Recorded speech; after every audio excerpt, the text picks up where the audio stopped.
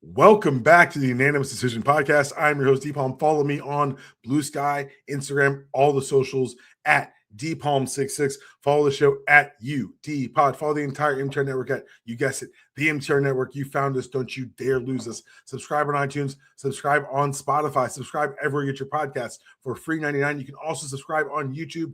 That's right, YouTube. Dragging this podcast into 2015, one episode at a time. Do the things like, subscribe, share with all your friends. Brought to you by, as always, the good folks at the MTR Network. I was a guest on the Insanity Check podcast. None of this is my fault, but I was on there. The podcast is out now. The one joke I told that was probably legally actionable has expired, so go listen. It is a very good podcast. It's a good podcast when I walk away not realizing if I told Chris a story as friends or on the show. It was his friends, so I double-checked that one, so I'm in the clear. But we're also brought to you by Mortgages.com. If you can afford your rent, you can afford a mortgage. It's my job to help you qualify. Please, please, please, before you renew that lease, take a look at what your money can get you in this market. Just take a look. It's better to know than not know, and it's only scary until you run the numbers. But that's not why you're here. You're here to talk about sports. You're here to talk about sports with who I've got here on with us today, number one sportswoman of the podcast. Good evening. I'm the only sportswoman. No. I'm the sports ball doll. Hello. Welcome. Glad to be here. Oh, the sports ball. No, that's what's her face, isn't it? Who? Mel? That's already taken. Yeah. Can't your friends on copy? Oh, what is happening? Yeah. You can't just take her stuff. How's it going? It's going. If you're out there and you're wondering how I'm doing, just so you know, I'm still unemployed. So if anybody wants to offer me a job, I'm available. But yeah, I'm good. Oh, also repping welcome Valkyries. To Shanna's video resume. I'm DPalm, excited to be sharing the prospects of my friend. No, how's everything else going besides the joblessness? Because look, you may not have a job, but you do have fandom. You got to go to the first Valkyrie game of the season. How does it feel picking up the first W? We talked about this a little before, but I was a little terrified. My girls were playing the Mercury literally the day before. The Mercury whooped on the Aces. 99 to 66, like crazy win. And so I was a little scared. I was like, we're still a young team. We're still like figuring ourselves out. We got a lot of new players. It was like I was bargaining. I was like, if we must lose. I want the listeners to realize we've now speed run the entire sports fan experience for Shanna. Shanna, no sports, like 3 years ago. Now she's not only a season ticket holder, a founding season ticket holder, correct? Yes. Thank founding you. Guard. Founding what? Guard. I'm not saying that. One of the first season ticket holders. She's not only holding ticket holders, but in season 2, she's open to active bargaining before the season even starts. Shanna, you've got to understand, part of the je ne sais quoi of being a sports fan is the psychosis of you're always going to win. You've got to be a little bit crazy. You got to. I give you permission to lean into this one. It's going to hurt eventually, but until it does, enjoy it. Okay, I will try. I'm very much so a hedger. I'm very much so okay, well, this game. I hear you. But so every time we win, they play Rihanna. This is what you came for. I do not know that song. I don't know that song. So I'm like, this is all I want to hear. This is all I want to hear every single time I'm in this building is this song. Also, because when we lose, they play Taylor Swift "Shake It Off," and I don't want to hear that. for a litany of reasons. That's pretty funny, actually. That's good motivator. Like, hey, what do you want to have? I just want to hear the one song I like and not the song I hate. That's good. That's important.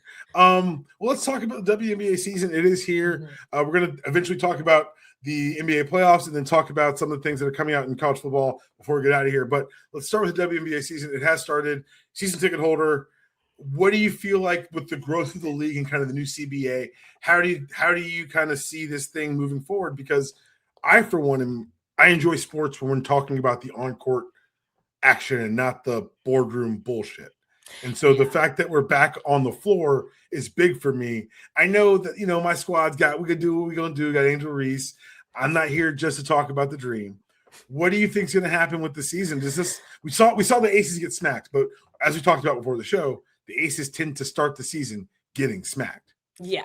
So it's very interesting. I'm learning a lot about the intricacies of what is happening behind, because obviously now I'm paying attention to like who got signed, who didn't get signed, who got traded, all this other stuff. I didn't know that like there's only like a certain amount of people on the roster, and like I didn't know what the developmental contract is and all this other stuff. And I'm not gonna lie, it was throwing me, especially when certain players were not going to be. I'm so happy I bought a Veronica Burton jersey, because she is like one of the few players that had a jersey from last year that is still here. Like, I was like, no, like Kate Martin being cut, did not expect that at all. Like, with the stuff with the draft, like I know a lot of people were really upset about Flaugier being traded on draft night. And I really like Miela Sawa from Australia. She's dope. She played in the preseason game. She played 14 minutes, got 14 points.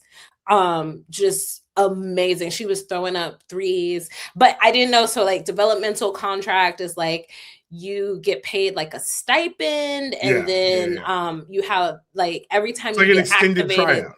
Yeah, and like every time you get activated for a game, it's like an additional like $6,000 or something like that. Yeah. So I'm like, okay, so does that mean they're not going to activate her for every game? Like, because I would love to see her play all the time. The lineup strategy behind all that kind of stuff. Exactly. Yeah. And then I didn't know, I just found out that Ileana Rupert, we kept all our French players, and I love our French players. They're amazing. Ileana is pregnant. So as per the CBA, she can't be traded or released. But that means that there's potential for us to get an additional player. Yeah. And so then I'm like trying to figure out, I'm like, okay, so do we get another center? Like, I'm learning positions. Also, I would like to say WNBA app. It would be great if I could sort the players by their position. You can't? You can sort them by team. Okay. And you can sort them, I think, by like stats, but you can't sort them by position. This is also very exciting for me, because we're like a year away from you. Like, yeah, I got 2K27 and I'm playing a WNBA season. I'm actually not playing it. I'm just running the GM. Like, I'm deciding what we do and then seeing the results and then tinkering. But, it's really nice because now I've got the roster. Pregnancy happens because they can digitally put that in there. Like, pregnancy happened. And so now I've got a little roster spot, little flexibility going into the stretch run of the playoffs. Like, I want Shanna GM. There is a guy who made it to becoming a professional GM of a soccer team by learning on what's called Football Manager. And like, that's how his resume was like, here's my 20 years of Football Manager. Oh my God. That's awesome. So that's like the race car driver who who play video games. That's awesome. Talking about a new career pivot, Shanna. Let's start Let's start a story. I love that me playing video games, I could really just like me sitting around playing video games could be a better justification and better use of my time than what I'm currently doing. I hate to tell you, you sound like every college sophomore I've ever met. So I do want to warn you of that. It may not be a lasting plan. I love that for me. But no, I'm learning so much.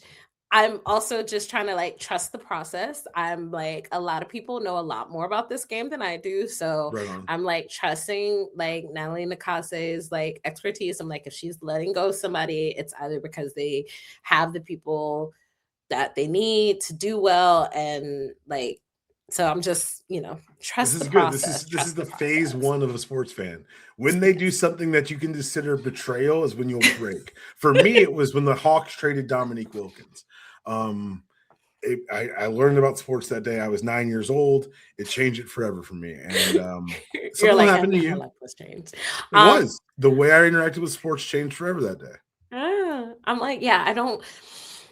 Again, like, I think if they had gotten rid of like Veronica or Tip, I was surprised that Mo left to go to the Fever. Who goes to Indiana from the back? So let's talk about that next, because we're reaching year 3 of the Caitlin Clark effect.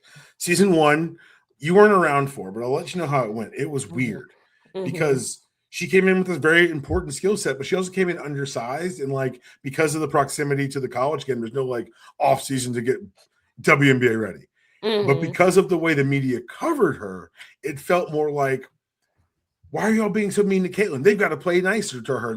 Why are they being so physical? Where all the other women are like, hey, this is the league. The things change when you make the jump, da-da-da. So, and mind you, Azzy is all like, I thought we could be more physical. She's the opposite. Certain people have certain expectations.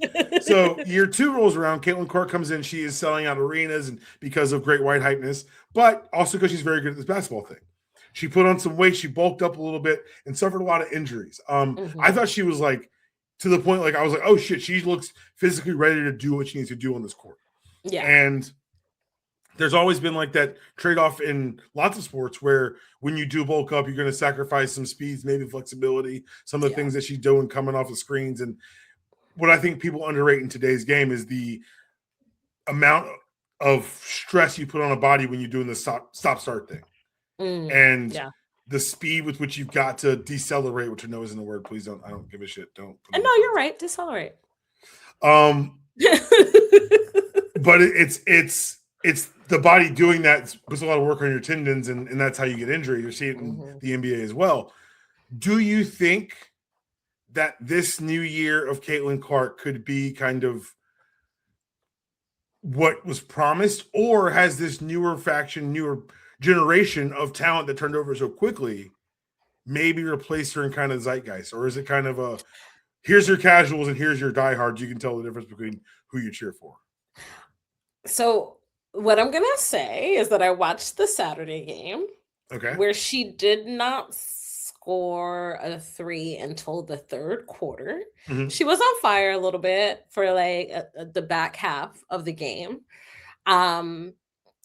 but she still continues to lead in one thing: turnovers.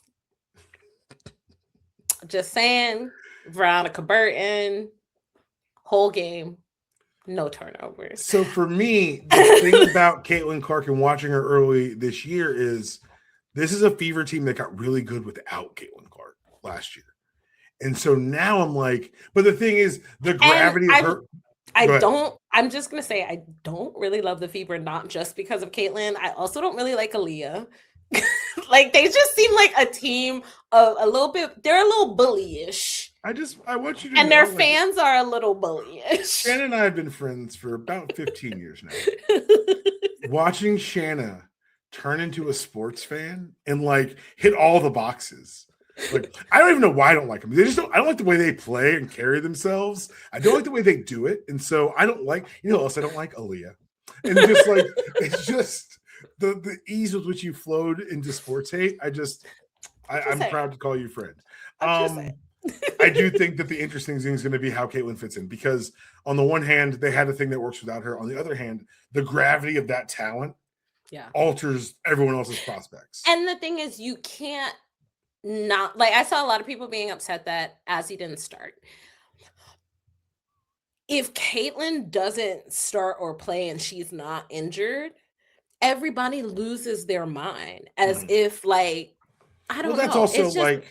That's also like just kind of the spotlight she has on the sport. Like, exactly. It's I like understand it. She has this spotlight where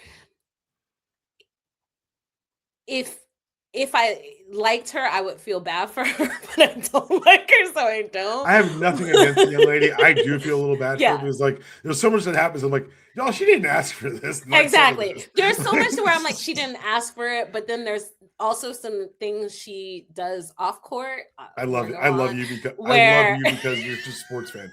As someone who, this is great. I've never had a pure foil on this show.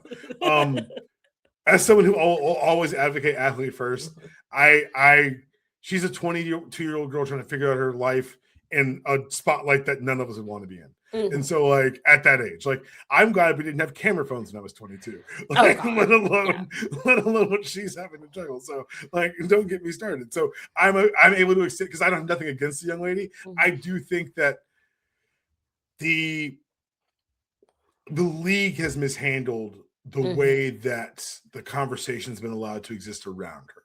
Yeah. The league was kind of, I feel like, coming out of her college career, it was very much so any press is good press. Mm-hmm. And it's very much so not true. And they should have done a little bit better at crafting what that narrative was instead of letting the fans run away with it. And I say the fans very loosely because I feel like a lot of these people are not fans. They are people that are engaged in an ongoing race war who are using her as an avatar. Exactly.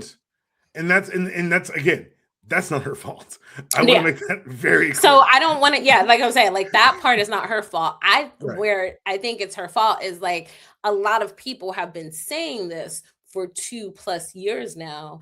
And so I just need her to if I didn't ask for it in the first place, by even engaging with now, I'm definitely asking for I do understand the strategy of, hey, I'm just kind of going to move from this. On the other hand, you look at some of the media strategy of other media savvy players who come in, your Paige Beckers, who kind of not only have leaned into certain aspects, but they've more than anything, they've taken the bull by the horns. Like even her, like whether you agree with the press conference about her and Azzy or not, I didn't. I don't think it was. Whatever it was a decision. It was a decision by her and her camp, and that's what I can say about her and her camp. They have a vision, they have decisions, they make them, and they stick by them. I do not feel that same way with the level of celebrity, for lack of a better word, around Caitlin Clark. Yeah, and I think the thing about Paige is, again, whether you agree or disagree, she is going to face things head on, whereas Caitlyn kind of like buries her head until it becomes so big that she has to address it. And that's also it's a strategy. It's not a strategy I would choose. It's okay. It's not just a strategy. It is sports tradition. Mm-hmm. Like if she were a male athlete, we wouldn't be saying, why isn't she saying something? I just know we would. Yeah.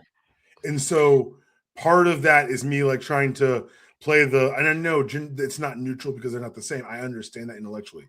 I'm just saying based on the way I've watched sports be interacted with in my 40 years, that even that one feels like a cudgel a little bit. And I'm trying to make sure that I'm trying, again, again, nothing for or against the young lady, just in the issue of fairness. I'm just like, look, if she were, no one asks white baseball players what they think about things. Yeah. They don't. Because they just don't. No, because we know. No, okay. So to switch to Paige, what I will say, similarly to Caitlyn, I know she has bulked up over the off season. She has come back playing better than ever. I also, this is slightly off topic, but I just want to say I love the Dallas Wings New Jerseys. I think they're using a different font. Okay, time out. So up until very recently, there was a guy on Twitter and he had an internet presence called UniWatch. His name was Paul Lucas. He's a guy from Pittsburgh. And he would do this. He would go over font changes in between seasons. He would get things leaked to him. He get design, like he was the uni guy. So once again, you found another level to engage with fanhood. It's just, if anyone could just please just collect the Shanna appearances.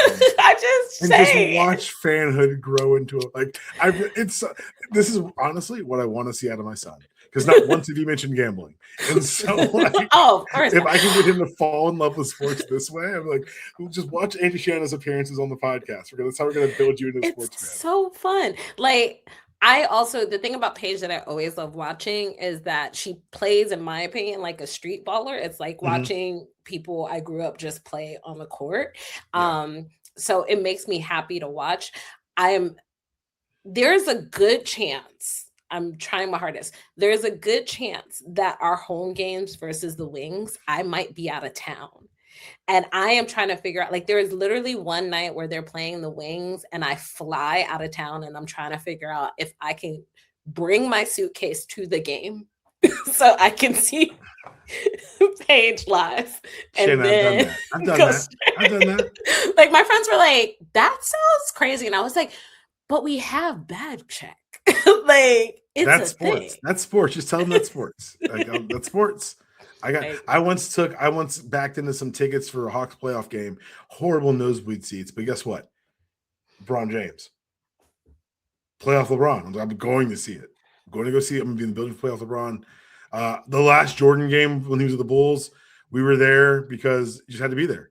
The last Jordan Bulls-Hawks game that he played in Atlanta, my dad and I were there. It's just, it's a thing. It's a thing. Yeah. You got to make it happen. So, no, I love that you've become a sports fan. Can we talk a little NBA playoffs, please? Okay, one last thing. Okay. Mascots. I love For the record, this is an audio medium. I know we're doing the whole thing. Okay. If you could... So I'm holding my brand new Violet stuffy. She's so cute. Oh. Violet. Okay, obviously y'all know I'm an Ellie girl. Like, I was about to say, Brooklyn. Ellie mad as hell watching this. I know. I love it. But our mascot is so cute, Violet, and now we're in season 2. So just in case anybody doesn't know, doesn't follow Violet on the socials, she has new outfits now for a game. She has a cute little silver sparkly number. She has like a full like Valkyries thing with like the cape and like a spear, and she wears Heelys. She does like little like Heely like gliding across the court. We're gonna stop this. We're gonna stop the violent conversation. But I will say this. I will say this. The WNBA marketing team should be a case study everywhere across this country of understanding your audience. So good. When you said Heelys, I'm like, oh, they're appealing to a certain type of woman of a certain age. That is very targeted marketing. And as you just brought it up, it's working very well. I just also want to say Sheila E. was our opening halftime show for this season. So perfect. Bay Area legend, Sheila E. Like, again, woman of a certain age. It's so smart. Isn't it nice really being catered to by the media a little bit? Oh my gosh. Because it feels like every single time it's something about women, it's something about how people are killing us. They're remaking Star Fox 64 again, and I'm like, I might buy a Switch too, because that looks amazing. Like, that's how sad it is. But guess what? They're catering to my needs, catering to my wants, and God bless them. For at least this little time, I am the target demographic. NBA playoffs, they continue. My least favorite thing about you, not the least, that's not true. You went to Brown. I'm like, what did I do? How we get here? But something that's down there is that as someone from New York, I believe deep down you may be a Knicks fan.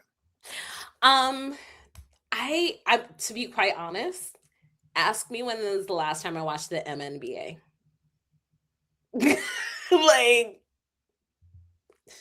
I feel like all the time. On the one hand, I really appreciate the commitment to the acronym bit. I really do. On the other hand, I like the men having fewer letters. Makes them feel smaller. I don't know. Because if I'm a fan of any New York team, it would probably be the Nets now, but that's because I like their dancers. I follow them on So this is social going to be a media. bit of an explainer for the playoffs. Yeah. This is exciting. And then also, I'm also obviously a Warriors fan because I've lived in the Bay it'll be 20 years that I've lived in the Bay this summer. So at this point, like, yeah. And I will say also, I'm super glad that Steve Kerr is coming back. I just found that out yesterday. I was going to ask about that. Yeah. He did resign. And so we are Why keeping are you Steve happy? Kerr. I don't know. It's just like at that point, it's just like he's one of like it just 10 white men, like 10 white men I have like confidence in. Like it's just like that they're not like a lot. high number to me, but okay. Exactly. I'm saying. No, that's fair. I just think that for me, like a lot of the problem with the Warriors the last couple of years has been this working off of two timelines thing. Like, do you want to bring in a youth movement or do you want to ride Steph until he literally falls apart? And it seems that by bringing back Steve, you're choosing Section B, which is fine because you've already sold the seat licenses and everything. But like, ooh, buddy, the end's going to come and it's not going to be pretty because that bill's coming due. And Draymond keeps talking. And like, it's just... it doesn't get easier. I don't know. It seems like a decision to push to next year because a 2-year deal is really a 1-year deal. You don't do 2 years, you do 1 year, and then are you going to be a lame duck and have no future with the franchise? So like the big deal for him this year was not negotiating preseason. So we'll have to see how that turns out. But let's talk about the playoffs for a second because they have been fantastic, Shanna. I know you don't watch the lesser NBA, but allow me to catch you up because your hometown Knicks have been beating the dog shit out of teams. Oh, really? They scored 140 points to close out both their first two series. They've won 7 games in a row.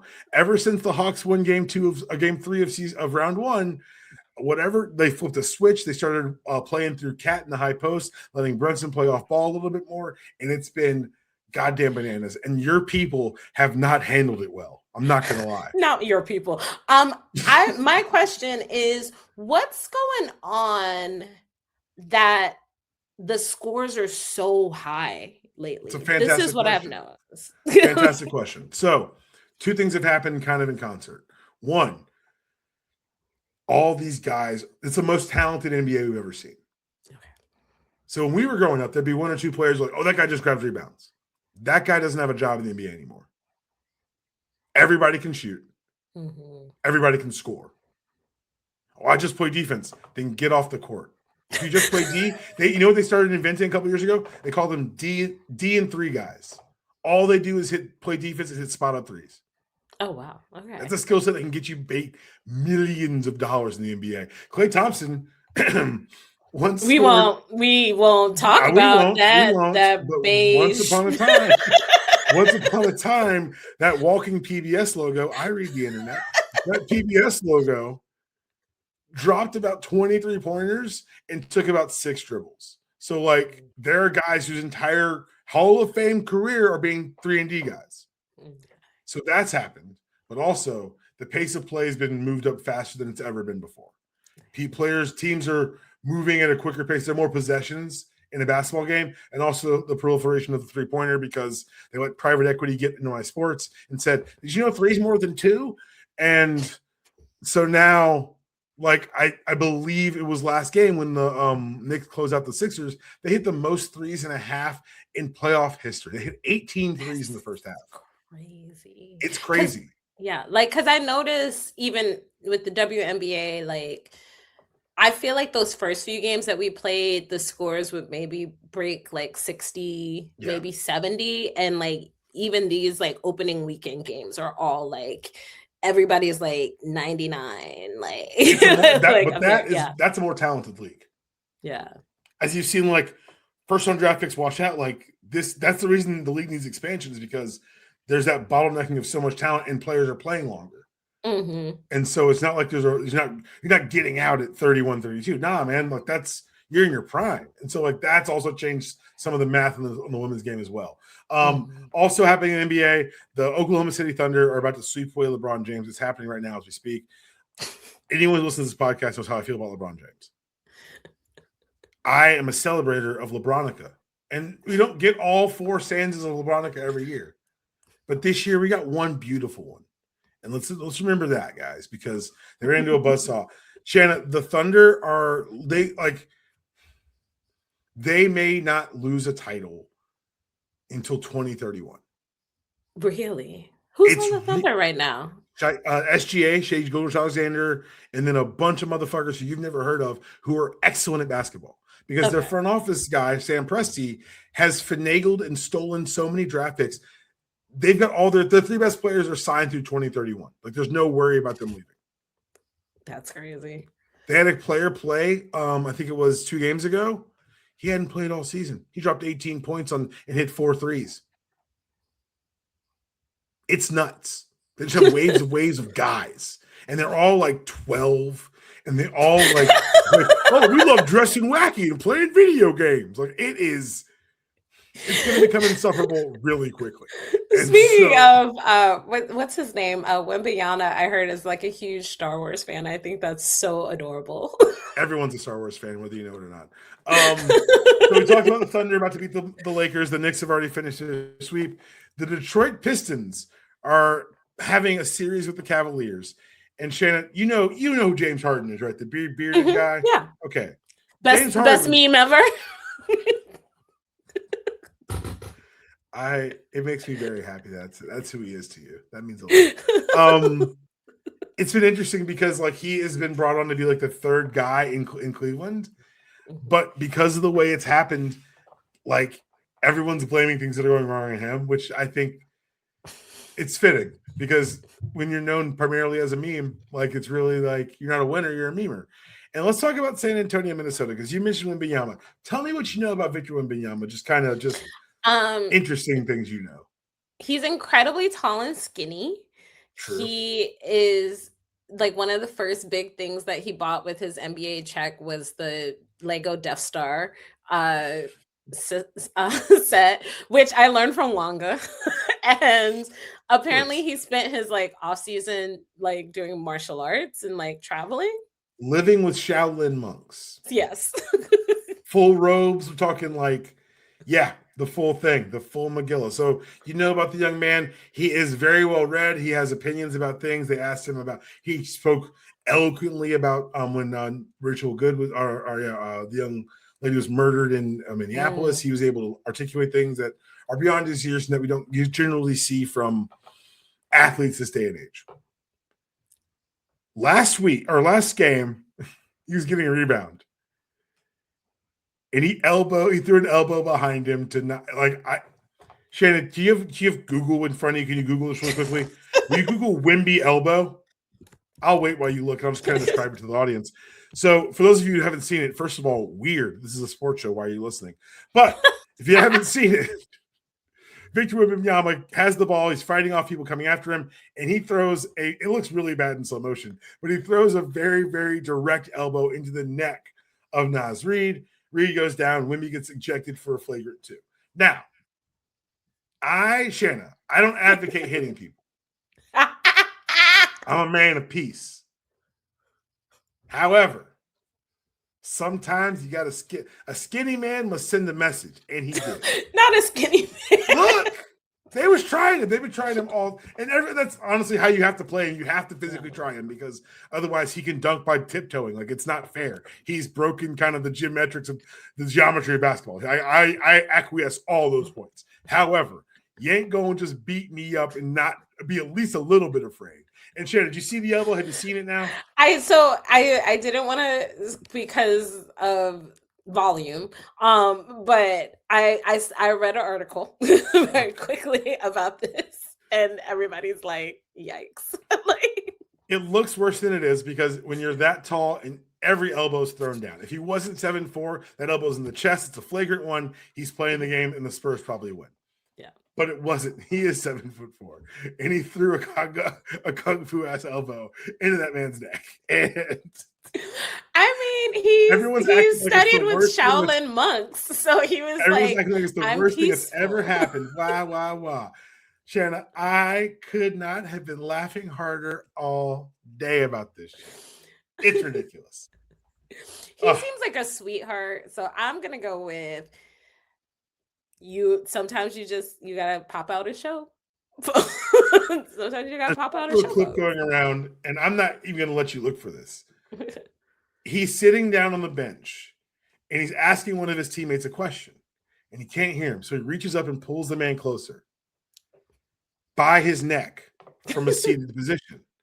The man he pulls in closer is 6'7". I want to just make sure we all recognize that when we talk about Victor Wembanyama, we're talking about a human giant.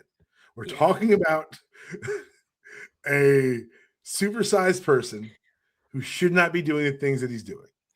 I think too, it's like, from what I can tell, we were talking about this because while the Valkyries, we went to do a watch party for the opening game, which was in Seattle.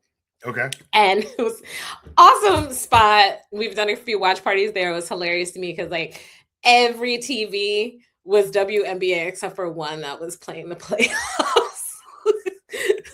So it was, I don't know if it was the same game, but it was the Minnesota team playing. And so I would, like, every once in a while, like I would like glance over and I was like, I don't know. It's just like the men also all have like similar body types. Mm-hmm. Like they're all like long limbed. They're like kind of a little bit beefier in the chest area, but everything else is very gangly. Like they just. So that's part of the homogenization of basketball in the last couple of years, because like I told you, like everyone can shoot and everyone can kind of handle the ball now. Mm-hmm. Because of the expectations, it's kind of self-selected certain body types to be more advantageous. So like guys emphasize shooting the three so much more, and that's also why you're seeing there's a lot more soft tissue injuries, because like we talked about, that rapid start and stop, and now you got these bodies that have been doing it since they were literally 9 years old, and they're just not built for it. Yeah, so I'm just like, everybody's like gangly and it's just all limbs. I'm just like not surprised that this has to happen more.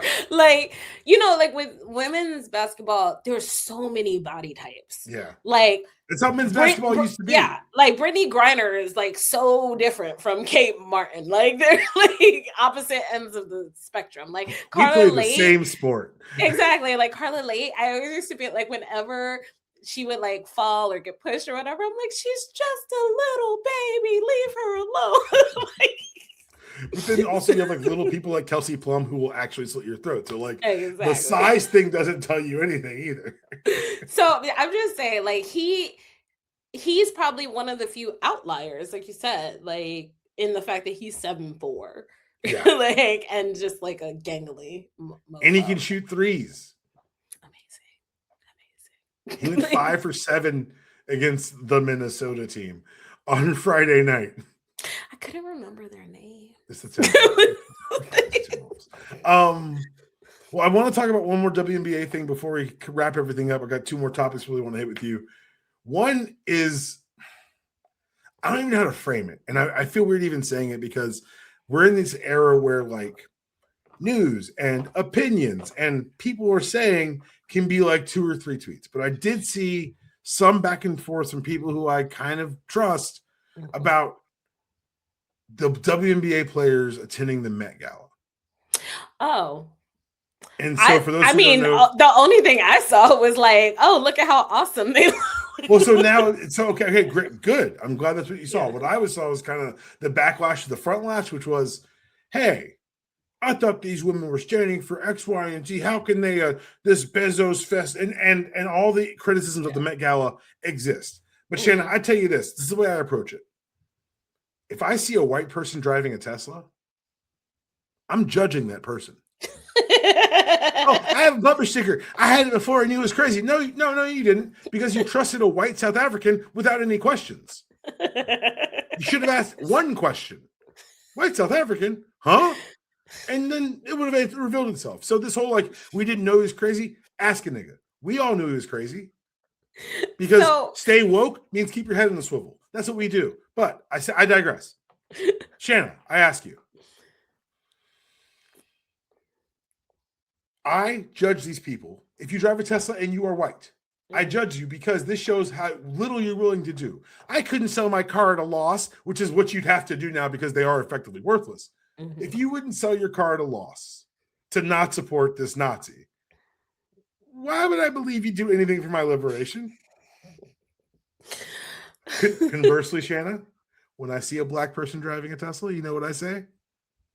My nigga beat capitalism. And it's not right. And it's not fair, but it's true. Yeah. So here's my just general Met Gala take, right? Hold on. Alert the media. Go. Shut up. There's a lot of good reasons to support events like the Met Gala in terms of like how it supports like I go to the Met, right? Like when I'm home, I go to museums.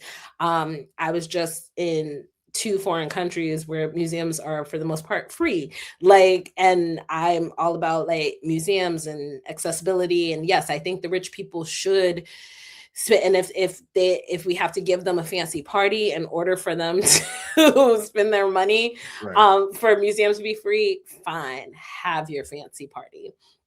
So that's my general thing. I think in general, we should all be aware of the fact that these people could also just fund these museums in perpetuity. They don't need the fancy party. They used to. They were called the Carnegies. Exactly. And what they do by doing this in this way is that they are buying their way into influencing the culture. Yes. So I'm not saying that it should not exist or it shouldn't happen or, like nobody should go or whatever. I think protesting it is valid. I think going is valid, as long as we're all aware of what the system is and why it happens. That's why my gauge is different for white people and black people on Teslas. Yeah. The same way it is. Look, you can't say I'm cheering for these women to have financial liberation through their fight against the WNBA and then turn around and say, no, not like that. Like I don't feel like that's fair. And they're not paying to go. Like they're not paying to go. Every single person you see on that red carpet who's famous, they're there because they're like the people you don't see on the carpet who just walked into the event, they're the ones paying for the tables. Like they're the people who are you're seeing on the carpet who are dressed by these designers and all, they're all invited. Right. They're all there so that we like tune in. Well, even if it's not the financial trappings to say, oh, you shouldn't take advantage of what's been offered to you. Like that's, I think it's just, what else has happened in this weekend? So there's been a discourse about, okay, this is where I was told you I didn't want to say certain things. we've reached that point of the podcast. In the last 7 days, there's been a direct and continuous assault on the black vote in the South. Amidst this amidst this assault has come conversation about, well, what if a class of black athletes refuse to commit to SEC schools? And I want to say a short version of my reply first. Fuck you. The longer version is, how dare you parachute in and pretend to care about the exploitation of these children now? When it fits, when they are useful tools to your end. Mm-hmm. There's a lot of reasons why a young man from the South would want to stay close to home. And to add a level of, Shanna, I'm one of the people who, when you ask questions of professional athletes, I generally have very little problem with it, particularly when they talk about societal things. I kind of feel like maybe just because we grew up, I guess I grew up watching some of the elder statesmen of this still be presence. Like you'd see Jim Brown talking in places, you'd see Muhammad Ali, you'd see Bill Russell, like you'd see these men. who stood for things. And so for me, when LeBron and them wear the hoods and they say and they do it for Trayvon Martin, like that means something, in my opinion. But to ask an 18-year-old who's struggling with all this myriad of things that have just come down upon them, this opportunity at one to make $1 off their talent when they may never do it professionally in the NIL era. To say that they should limit their choices because you want to send a message to a place that needs to be fought for and not abandoned is crazy to me. So what I think as adults, right? Like we are the adults and we are also the consumers. So I think something that's more effective, and especially both of us went to colleges that, like, I know for a fact colleges only care about donations and alumni. So it's actually it's more visible if the players, I get that. Like, it's more visible if the players say we're not going. I think there was like something to where like, was it a couple? Yeah, like when a lot of the Palestine protests were happening and certain colleges were arresting their own students. There were a lot of students who Columbia University. Yeah, there were a lot of students who were coming into classes who like deferred a year or you know, and they may have, I don't know, they may have actually been planning to go to these schools, or they may have been planning to go to some of their other choices, but they consciously made sure to let them know, like, I am choosing not to go to your college because you are arresting your own students. And I think that's visible and it's powerful. But I can tell you, in terms of what colleges listen to, it is the alumni who are giving donations. So what would be way more powerful is if alumni of these schools said, I am not buying tickets to your football season. I'm not going to your football games. And you even saying that is a direct lack of interaction with Southern football culture. Exactly. But I'm saying that's why, again, why it would be powerful, because I know how that culture is. So like, well, anything as long as we're out there on Sunday, right? Like, so I think Saturday, but yeah, Saturday. So like, I think folks need to look at their own, or like, to me, it's similar like when folks said like they weren't going to travel to like North Carolina for conferences when the bathroom bill stuff was happening. Like you have to like take away your dollars. And like you said, like these 18-year-olds are not getting paid or paying. They're not employees, but they're getting paid now. It's a whole other thing. But I'm saying like they're not.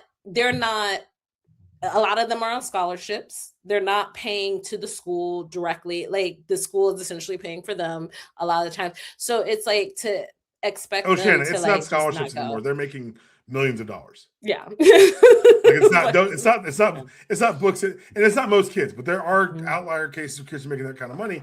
I think that like what you're saying there, like a consumer boycott is that's in a place where people care about these things. That'd be awesome. I would love to see it. It will never. Because it's the same thing you're saying, like the whole Tesla thing, right? It's like, if you're not willing to like give up your season tickets, then I know you're not truly about this fight. If you're not, like, I feel like you're excoriating it. Like, there are waiting lists of years for season tickets for these stadiums. Like, I'm the type of person a lot of times where I'm like, a lot of people are like, we need to boycott this place, and I'm like, I actually already don't shop there. So I can write all the letters and I will sign all your petitions, but I'm going to let you know my word is not as strong as yours when you're actively putting dollars in these people's pockets. Like, people be like, oh my God, we need to boycott the Chris Brown concert. This is a non-starter conversation. Let's bypass this part. Let's talk about things that could actually happen and actually affect things. Like, there's no like. That's the thing is at this point with the machine that they turn college football into, and what's being evolved further into, where they're trying to expand the playoff and all this other stuff. Like, it's don't put it on these kids. How dare you? Like, that's more than anything. It's the people who want to be like, these kids should all do. And what they always say, Shanna, they always say they should go to HBCUs. And I'm just like, guys, you've misunderstood the entire point. If you think the point of HBCU as an existence is to generate football dollars, then you've misunderstood football and the mission of those schools. Mm-hmm. And like, it's one of those things. It's like, would you like them to be exploited by someone who looks like you? And they're kind of like, yes.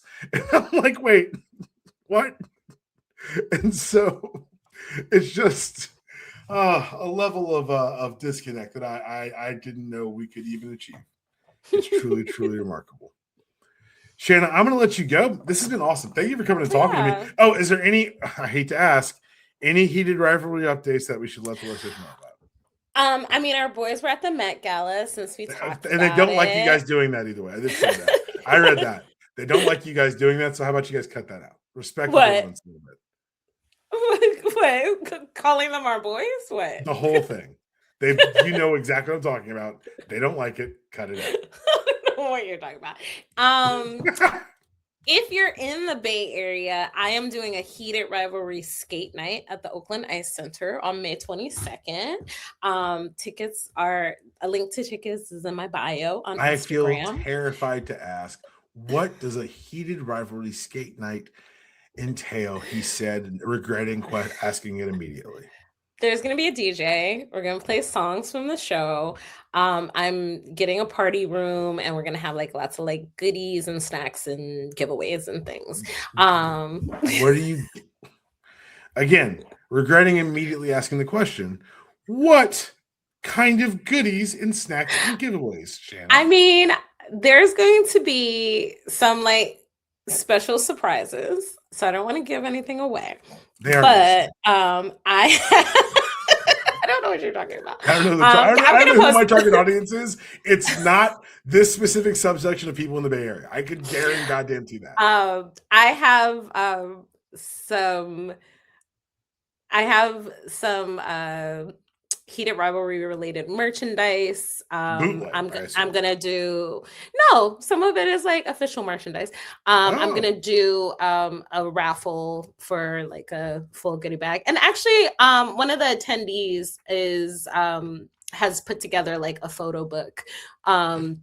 And they are going to give some copies away. So yeah, like people are kind of just like hitting me up about stuff that they want to give. And then also our local comic book shop is giving me some like little freebies and stuff to hand out. So yeah, I'm excited. And then this is not heated rivalry related, but it's hockey related.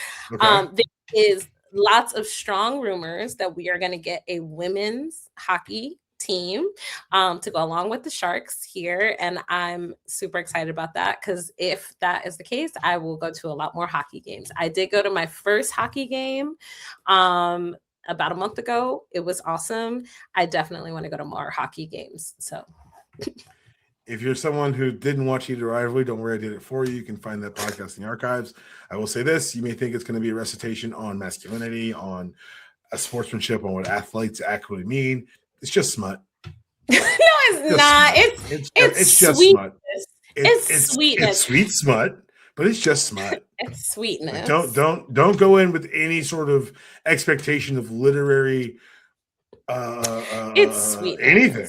Aside from every single person that I know who's watched it has been like, I thought it was just going to be smut, but it's the sweetness. See, and I thought it was going to be like, that was my big takeaway, was that like I had trained myself to brace for something horrible to happen, but it wasn't just, it was very sweet, but it was just smut. Like there was no larger message. There was no, we all learned a thing at the end.